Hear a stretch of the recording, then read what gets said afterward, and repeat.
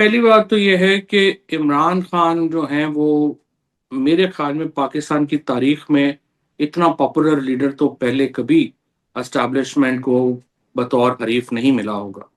To be fair with, इससे पहले जितनी बार भी एस्टैब्लिशमेंट ने किया है वहां पे बराबर की जोड़ था।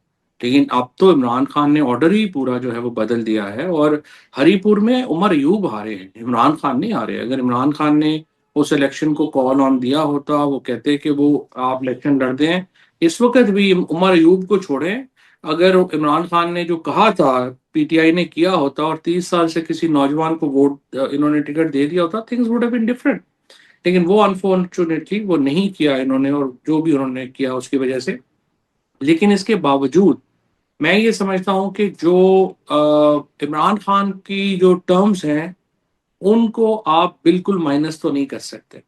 जो स्पेस क्रिएट करने की बात है, मेरे ख्याल में आजम सवाती हो या सैफ हो या अली अमीन हो, वो हम्म। मेरे ख्याल में they were not like the serious enough people के जो कि इस तरह का स्पेस जो है वो क्रिएट कर सकते थे।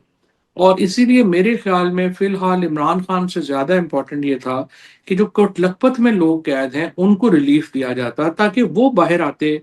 शाह महमूद हैं, एजाज चौधरी हैं, अपने यास्मीन राशिद हैं, महमूद रशीद हैं, ये लोग इमरान खान से बात कर सकते